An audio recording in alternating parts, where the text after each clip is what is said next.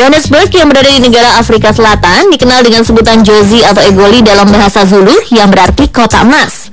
Hal ini disebabkan keberadaan kota Johannesburg yang ditandai dengan ditemukannya emas di kawasan pegunungan Witwatersrand pada tahun 1800-an. Sejak saat itu, Johannesburg tumbuh menjadi kota terbesar di Afrika Selatan serta menjadi pusat pertambangan, industri, dan perdagangan. Tak hanya itu, kota metropolitan ini juga memiliki berbagai tempat lainnya yang menarik untuk diketahui. Langsung saja pemirsa, mari kita saksikan tayangannya berikut ini.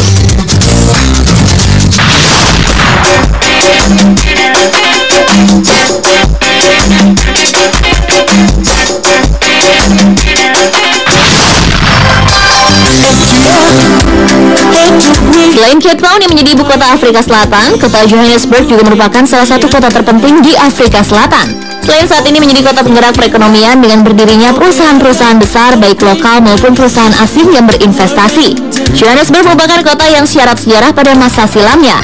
Johannesburg pernah menjadi tempat berlangsungnya pertikaian antara orang-orang dari Belanda sebagai perintis dengan pasukan kerajaan Inggris yang diberi nama Perang Boer setelah emas ditemukan pada tahun 1880 di Witwatersrand. Akhirnya setelah terjadinya Perang Boer, pemerintah Inggris berhasil menguasai Johannesburg. Seiring dengan perkembangannya, Johannesburg menjadi daerah pertambangan utama dan menjadi pusat jalur kereta api seluruh Afrika Selatan. Kini Johannesburg menikmati kekayaan budaya dari keragaman penduduk kawasan metropolitannya yang berjumlah lebih dari 4,4 juta jiwa yang berasal dari penduduk asli Afrika, Eropa, dan Asia.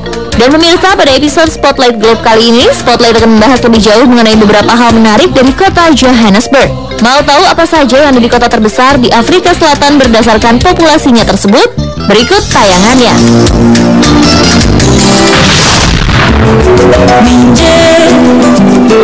Yang pertama, Spotlight akan bahas dari kota Johannesburg adalah Museum Apartheid. Museum ini menyimpan secara detail mengenai sejarah hitam pemisahan ras kulit hitam dan kulit putih di Afrika Selatan pada masa silam. Di museum ini banyak juga dikisahkan sisi kelam penduduk asli Afrika Selatan yang justru terpinggirkan oleh pendatang yang sebagian besar dari Eropa. Sebelum memasuki museum pun, para wisatawan sudah diajak mengingat kejadian apartheid dengan adanya dua jalur pintu masuk yakni bertuliskan white dan non-white yang menggambarkan pemisahan warna kulit. Namun itu semua tidak sesungguhnya dan bertujuan hanya penggambaran pada masa apartheid dulu. Setelah cukup lama berkeliling di museum tersebut, pengunjung akan merasa seolah-olah berada di sebuah perkampungan pada tahun 1970 hingga 1980-an, di mana praktik apartheid sedang merajalela. Di museum ini sangat lengkap dan detail menampilkan foto-foto serta teks mengenai sejarah apartheid. Dan dokumen paling berharga adalah wawancara mantan Presiden Afrika Selatan Nelson Mandela dengan salah satu stasiun televisi mengenai apartheid. Museum ini memiliki luas 6.000 meter persegi yang dibangun di atas areal seluas 7 hektar. Selain museum juga dibangun arena rekreasi alam berupa danau buatan.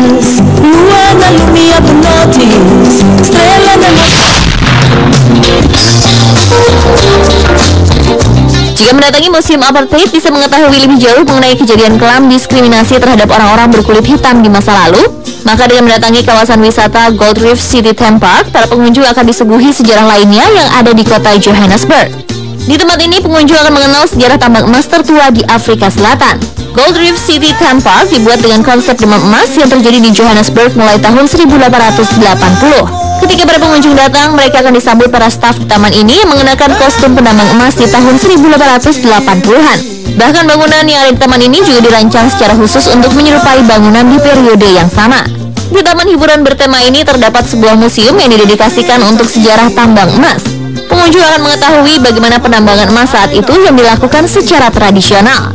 Selain itu ada atraksi lainnya di Gold Reef City, diantaranya Anaconda, River Rapids, Jozi Express, Tower of Terror, dan Golden Loop yang mengajak para pengunjung untuk bersenang-senang sekaligus menguji adrenalinnya. Namun beberapa atraksi ini terbilang berbahaya bagi anak-anak sehingga hanya dikhususkan untuk orang dewasa.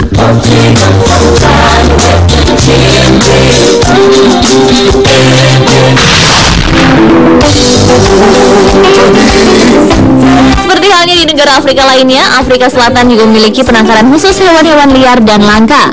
Dan salah satunya berada di Johannesburg, yaitu di Anne van Dyck Cheetah Center. Di kawasan ini hewan-hewan liar bukan hanya ditangkarkan, tapi juga diternakan. Bahkan tempat ini telah mendapat pengakuan dunia internasional sebagai salah satu tempat penangkaran terbaik. Di pusat peternakan hewan liar yang berada di Bukit Magaliesburg ini, hewan khusus yang diternakan awalnya adalah cheetah.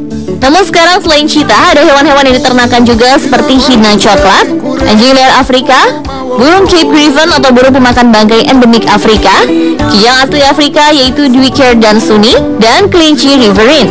Populasi cheetah di penangkaran yang didirikan pada tahun 1971 ini sendiri sudah bertambah hampir 2 kali lipat dari perhitungan awal. Di Afrika Selatan hanya ada sekitar 700 cheetah. Untuk cheetah yang sudah dewasa, beberapa di antaranya dilepas kembali ke alam liar yang menjadi habitat awal bagi cheetah. Tujuannya agar kembali melestarikan cheetah di berbagai kawasan. Selain itu, untuk tetap mengasah naluri alamiahnya sebagai hewan rimba. Nama pusat penangkaran cheetah ini sendiri didedikasikan untuk Anne van Dyck, seorang perempuan yang berjasa dalam melestarikan cheetah dan hewan-hewan langka lainnya di Afrika Selatan.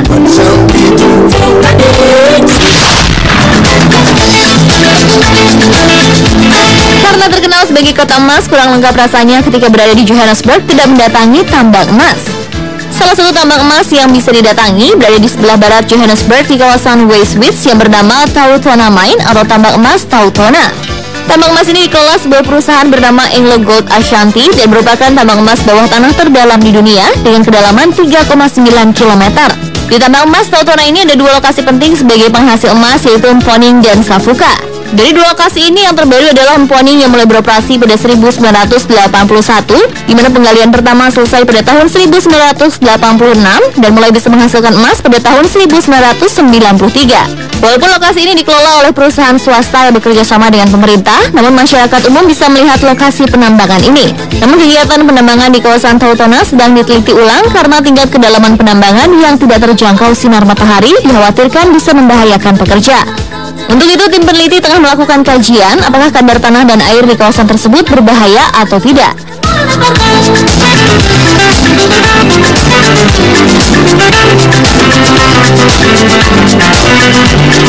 Dan pemirsa, itulah beberapa hal menarik dari kota yang dikenal dengan beberapa nama seperti Jozi, Joburg, Joni, Egoli, atau Joyce, yang berada di Afrika Selatan, yaitu Johannesburg.